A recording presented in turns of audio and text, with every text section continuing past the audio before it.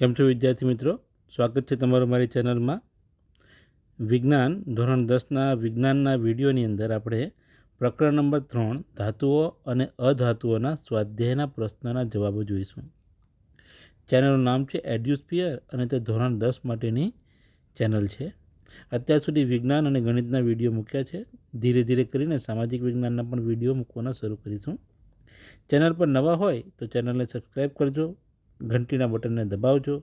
Channel સારી રીતે grow થાય એટલા માટે તમે એને લાઈક પણ મોકલજો. અને તમે કઈ સ્કૂલમાંથી ભણો છો, એટલે કયા જિલ્લામાંથી આ જુઓ છે તે પણ અમને કોમેન્ટમાં જણાવજો. ઓકે, જોઈએ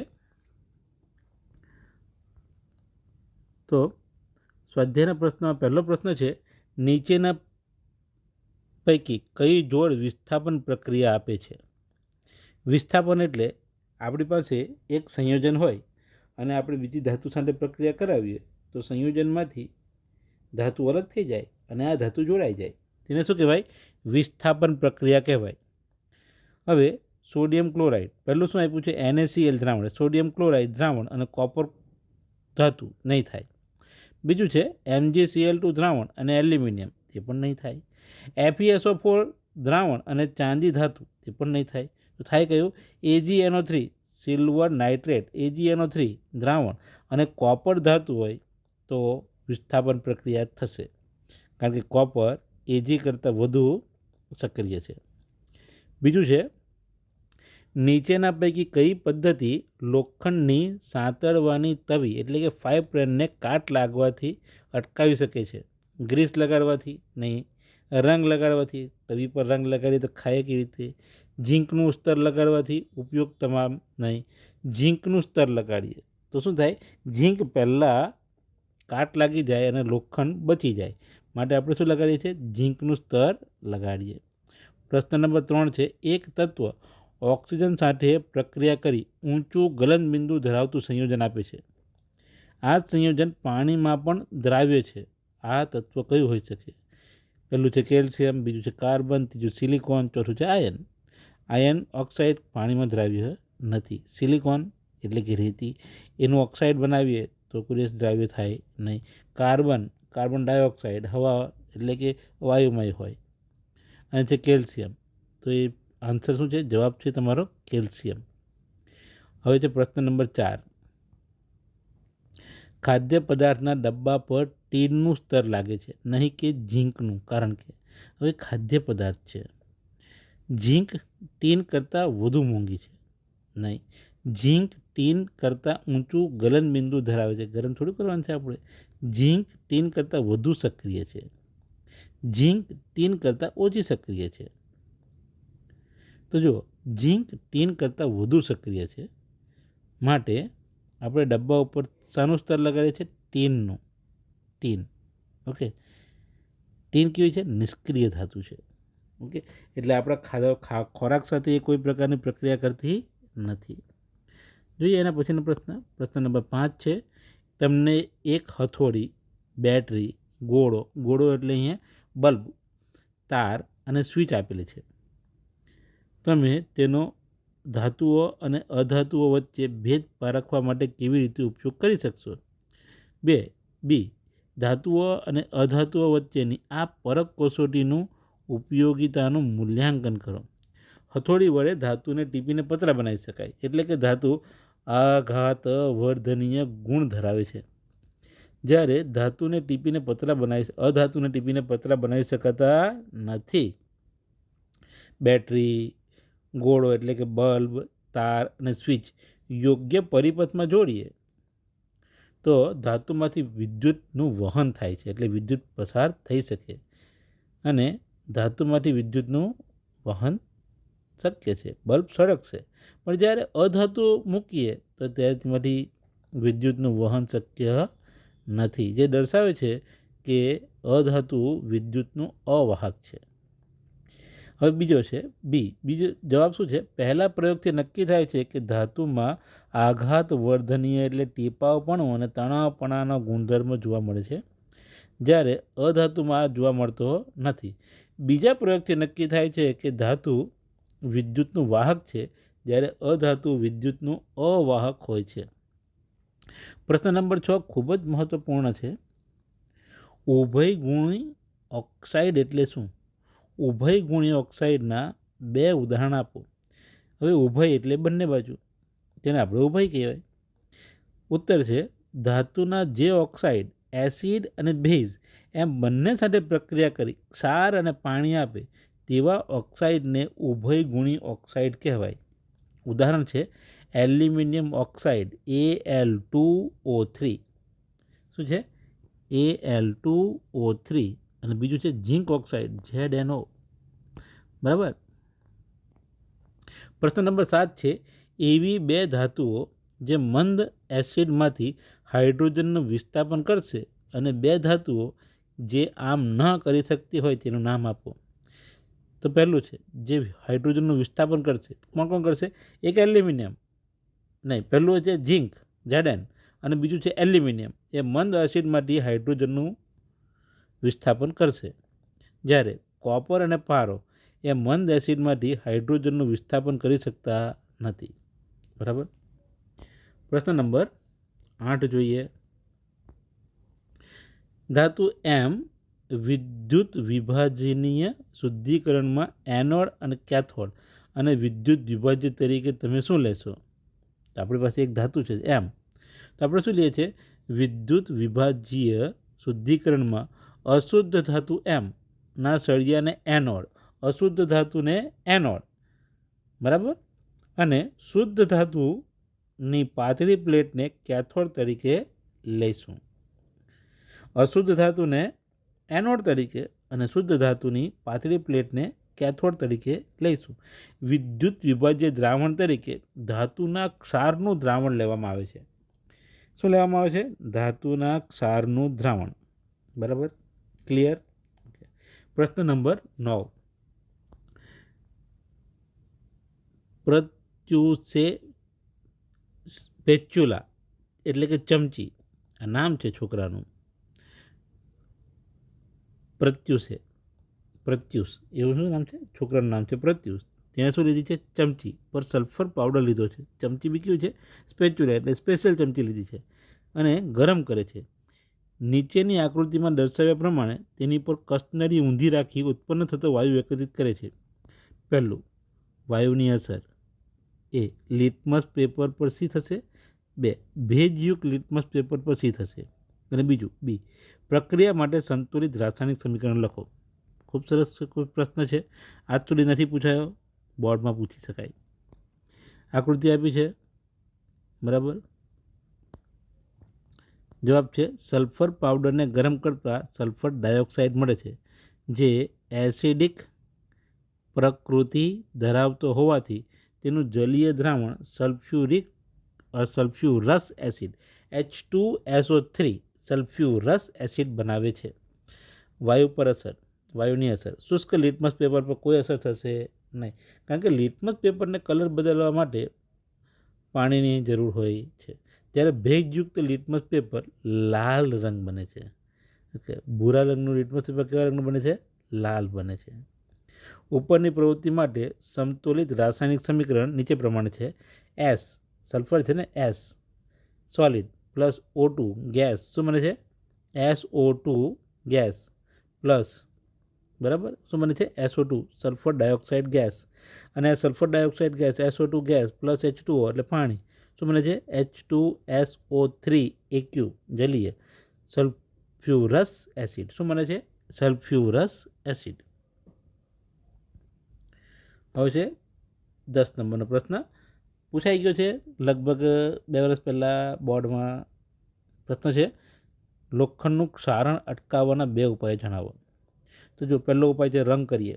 રંગ એટલે સાદો રંગ નહીં હોય, આપણે જે ઓઇલ પેન્ટ કરીએ ને, રંગ કરીએ લોખંડ ઉપર. તેલ લગાવીએ, ગ્રીસ લગાવીએ, ગેલ્વેનાઇઝિંગ કરીએ. ગેલ્વેનાઇઝિંગ કરવું એટલે એને ઝીંક સાથે પ્રક્રિયા કરાવી, તેને શું કહેવાય? ગેલ્વેનાઇઝિંગ. ક્રોમ પ્લેટિંગ કરીએ. ક્રોમ પ્લેટિંગ એટલે તમને ખબર હશે ને, બધા બાઇકની ઉપર કરે ને ક્રોમિયમ લગાવે, એકદમ ચમકતું અરીસા જેવું દેખાય, મોઢું જોઈ શકીએ, તેને શું કહેવાય? ક્રોમિયમ ચડાવવું, તેને શું કહેવાય? Chrome plating. એનોડીકરણ દ્વારા અથવા મિશ્ર ધાતુ બનાવીને લોખંડનું ક્ષારણ અટકાવી શકાય. બરાબર, તો આ રીત છે બધી લોખંડનું ક્ષારણ અટકાવવાની.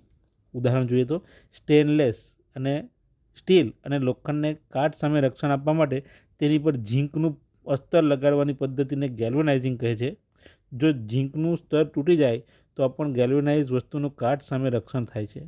ઓકે, એટલે ઝીંક ચડાવેલું તો પહેલાં ઝીંકનું ક્ષારણ થાય અને પછી લોખંડનું થાય. એટલે આપણી જે વસ્તુ હોય તે લાંબો સમય રહે.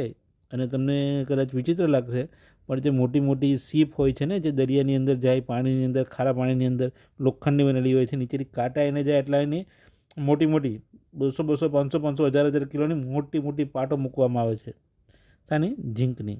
ઓકે, જ્યારે પ્રશ્ન નંબર 11, જ્યારે ધાતુઓ ઓક્સિજન સાથે સંયોજાય ત્યારે બનતા ઓક્સાઇડના પ્રકાર કયા છે? ધાતુઓ ઓક્સિજન સાથે સંયોજાઈને એસિડિક ઓક્સાઇડ બનાવે છે. એટલે જ્યારે ધાતુઓનું ઓક્સિજન સાથે સંયોજન થાય તો કેવા પ્રકારના ઓક્સાઇડ બનાવે? તો કેવા પ્રકારના બનાવે? એસિડિક પ્રકારના. ઉત્તર શું છે?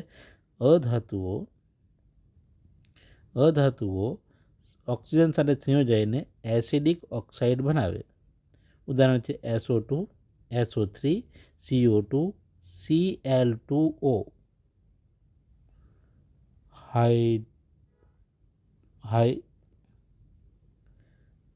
Cl2O7.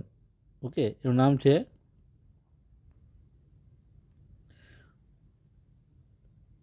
હાઇપોક્લોરસ ઓક્સાઇડ. એવું છે, નથી ખબર મને, અત્યારે યાદ નથી આવતું. ઓકે, પ્રશ્ન નંબર 12 છે, કારણ આપો. પ્લેટિનમ, સોનું, ચાંદી આભૂષણ બનાવવા માટે વપરાય છે. પ્લેટિનમ, સોનું અને ચાંદી આભૂષણ બનાવવા માટે વપરાય છે. બીજું છે સોડિયમ, પોટેશિયમ અને લિથિયમનો તેલમાં સંગ્રહ કરવામાં આવે છે. ત્રીજું છે એલ્યુમિનિયમ ખૂબ જ પ્રતિક્રિયાત્મક ધાતુ છે, તેમ છતાં રસોઈના વાસણો બનાવવા માટે વપરાય છે. અને ચોથો છે પ્રશ્ન, કાર્બોનેટ અને સલ્ફાઇડ આયસ્ક સામાન્ય રીતે નિષ્કર્ષણ દરમિયાન ઓક્સાઇડમાં ફેરવાય છે. હવે આપણને આવા 4 સવાલ પૂછ્યા છે કારણ આપવા માટે. તમને એમાંથી કોઈ એક પૂછી શકાય. પ્લેટિનમ, સોનું અને ચાંદી આભૂષણ બનાવવા માટે વપરાય છે કારણ કે આની ચમક એવી ને એવી રહે છે. બીજું કે તે લાંબો સમય સુધી એની પર કોઈ જાતનું કાટ નહીં લાગતું. એને ખેંચીને તાર અને એને ટીપીને પતરા બનાવી શકાય, એટલે આભૂષણ બનાવી શકાય. ડિટેલમાં જોઈએ જવાબ. પ્લેટિનમ, સોનું અને ચાંદી આભૂષણો બનાવવા માટે વપરાય છે કારણ કે આ ધાતુઓ ધાત્વીય ચમક ધરાવે છે. તે તણાવપણું અને ટીપાવપણુંનો ગુણ ધરાવે છે. પરિણામે આભૂષણને યોગ્ય આકાર અને ઘાટ આપી શકાય છે. તદુપરાંત તે પાણી કે હવા સાથે કોઈ પણ રાસાયણિક પ્રક્રિયા કરતા નથી. આ બધી ગુણધર્મોને લીધે પ્લેટિનમ, સોનું અને ચાંદીનો ઉપયોગ આભૂષણો બનાવવા માટે થાય છે. હવે બીજો સવાલ છે સોડિયમ, પોટેશિયમ અને લિથિયમને તેલમાં સંગ્રહ કરવામાં આવે છે. તો જો સોડિયમ, પોટેશિયમ અને લિથિયમ જેવી ધાતુઓ અતિ સક્રિય ધાતુઓ હોય છે. તે હવામાંના ભેજ સાથે પ્રક્રિયા કરી હાઇડ્રોજન વાયુ મુક્ત કરે છે. હાઇડ્રોજન વાયુ દહનશીલ હોવાથી તરત જ આગ લાગે છે. આવી દુર્ઘટના નિવારવા માટે તેમને તેલમાં અથવા કેરોસીનમાં રાખવામાં આવે છે. ત્રીજો સવાલ છે, સી સવાલ શું છે? એલ્યુમિનિયમ ખૂબ જ પ્રતિક્રિયાત્મક છે, છતાં તેના રસોઈમાં વાસણ બનાવવા માટે વપરાય છે. જવાબ છે એલ્યુમિનિયમ ખૂબ જ પ્રતિક્રિયાત્મક ધાતુ હોવાથી તે હવાના ઓક્સિજન સાથે પ્રક્રિયા કરી એલ્યુમિનિયમ ઓક્સાઇડનું પાતળું, નિષ્ક્રિય અને સ્થાયી પડ બનાવે છે, જે ઊંચા એલ્યુમિનિયમ પર રક્ષણાત્મક પડ તરીકે ભાજી જાય છે. આમ એલ્યુમિનિયમનું ગલનબિંદુ ઊંચું હોવાથી તે ઉષ્માનું સારું વાહક હોવાથી તેમાંથી રસોઈના વાસણો બનાવી શકાય છે. તદુપરાંત અન્ય ધાતુની સરખામણીમાં તેનું ઉત્પાદન મૂલ્ય પણ ઓછું હોવાથી મોટાભાગના રસોઈના વાસણો એલ્યુમિનિયમમાંથી બનાવવામાં આવે છે. તમને કદાચ વિચિત્ર લાગશે પણ ઘણા બધા માણસોના ઘરની અંદર જે અનાજ ભરવાના ડબ્બા હોય છે ને એલ્યુમિનિયમના હોય. હવે તમે જોજો કે 40-50 કિલો 20-25 કિલો સામાન ભરવા માટે આપણે 800-900 ગ્રામનો એલ્યુમિનિયમનો ડબ્બો સારી રીતે કામ કરી શકીએ. એટલે એલ્યુમિનિયમ ખૂબ ઉપયોગી છે. હવે છે પ્રશ્ન નંબર 4. પ્રશ્ન નંબર 4 છે કાર્બોનેટ અને સલ્ફાઇડ આયસ્ક સામાન્ય રીતે નિષ્કર્ષણ દરમિયાન ઓક્સાઇડમાં ફેરવાય છે. તો જુઓ, ધાતુના નિષ્કર્ષણ માટે કાર્બોનેટ કે સલ્ફાઇડ યુક્ત આયસ્કને ઓક્સાઇડમાં ફેરવી શકાય છે, કારણ કે ઓક્સાઇડમાંથી ધાતુનું રિડક્શન કાર્બોનેટ કે સલ્ફાઇડની તુલનામાં સરળતાથી થઈ શકે. એટલે ઓક્સાઇડનું રિડક્શન સરળતાથી થઈ શકે, માટે આપણે એને ફેરવી નાખીએ. પ્રશ્ન નંબર 13 છે તમે ચોક્કસપણે નિસ્તેજ ઝાંખા તાંબાના વાસણો લીંબુ અથવા આંબલીના રસ વડે શુદ્ધ થતા જોયા છે. સમજાવો કે શા માટે આવા ખાટા પદાર્થો વાસણો શુદ્ધ કરવા માટે અસરકારક છે. એટલે ઝાંખા પડી ગયેલા નિસ્તેજ તાંબાના વાસણો પર ક્ષારણને કારણે કોપર કાર્બોનેટનું લીલું સ્તર લાગે છે. કોપર કાર્બોનેટ કલર કેવો છે? લીલો. તેને લીધે વાસણો ઝાંખા પડે છે. આથી લીંબુ કે આંબલીના રસમાં રહેલા એસિડની મદદથી વાસણને સાફ કરતાં ઝાંખા પડેલા વાસણની ચમક પાછી આવી જાય છે. બરાબર. પ્રશ્ન નંબર 14 છે, તેને આપણે કલર બદલવાનું રહી ગયા છે. પ્રશ્ન છે રાસાયણિક ગુણધર્મના આધારે ધાતુ અને અધાતુ વચ્ચેનો ભેદ આપો. તો ધાતુ વિદ્યુતનું વાહક છે, અધાતુ વિદ્યુતનું અવાહક છે. ધાતુ તેના ઓક્સાઇડના જલીય દ્રાવણો બેઝિક હોય છે. અધાતુ તેના ઓક્સાઇડના જલીય દ્રાવણો એસિડિક હોય છે. ધાતુ તે મંદ એસિડ સાથે હાઇડ્રોજન વાયુ ઉત્પન્ન કરે છે.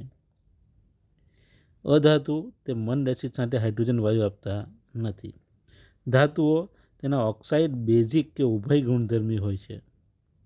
ધાતુના ઓક્સાઇડ બેઝિક કે ઉભય ગુણધર્મી હોય છે. ઉદાહરણ છે Na2O અને Al2O3. Na2O સોડિયમ ઓક્સાઇડ અને Al2O3 એલ્યુમિનિયમ ઓક્સાઇડ Al2O3. જ્યારે અધાતુના ઉદાહરણ જોઈએ તો તેના ઓક્સાઇડ એસિડિક કે તટસ્થ હોય છે, અને તેના ઉદાહરણ છે SO2 અને CO કાર્બન મોનોક્સાઇડ, અને SO2 એટલે સલ્ફર ડાયોક્સાઇડ.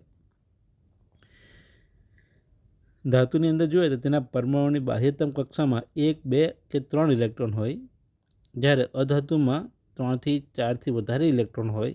એટલા બધા હોય કે ઇલેક્ટ્રોન લે અને એનું અષ્ટક પૂરું કરે છે. બરાબર. આગળનો પ્રશ્ન છે પ્રશ્ન નંબર 15. એક વ્યક્તિ ઘેરે ઘેરે સુવર્ણકાર તરીકે જઈને ઊભો રહે છે. તે જૂના અને નિસ્તેજ એટલે કે ઝાંખા સોનાના ઘરેણાંની ચમક પાછી લાવી આપવાનું વચન આપે છે. એક બિન સાવધ ગૃહિણી તેની સોનાની બંગડીનો સેટ આપે છે, જેને તેણે એક ખાસ દ્રાવણમાં ડુબાડ્યો.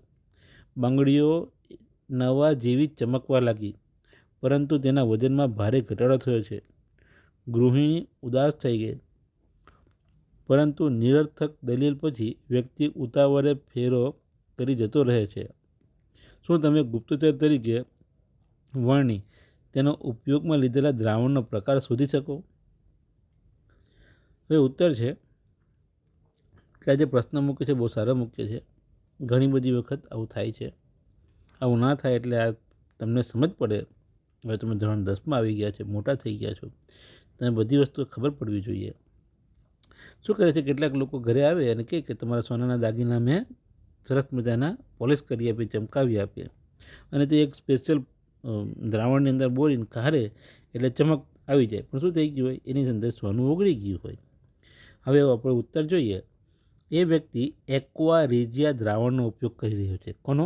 એક્વા રીજિયા દ્રાવણનો, જે સાંદ્ર હાઇડ્રોક્લોરિક એસિડ અને સાંદ્ર નાઇટ્રિક એસિડનું કદથી 3:1 પ્રમાણ છે. એટલે આપણે 3 ભાગ હાઇડ્રોક્લોરિક એસિડ લઈએ અને 1 ભાગ નાઇટ્રિક એસિડ લઈએ સાંદ્ર, અને તેનું દ્રાવણ બનાવીએ અને તેમાં સોનાને મૂકીએ તો સોનું ઓગળી જાય. જેમાં સોનું ઓગળી જાય એટલે પેલા બહેનના બંગડીનું વજન ઘટી ગયો. હવે આવું એ લોકો કરે અને પછી આ દ્રાવણને બીજી રાસાયણિક પ્રક્રિયા કરીને સોનું પાછું મેળવી લેવામાં આવે. આજે સોનાની બહુ કિંમત છે, એટલે તમે સમજી શકો છો.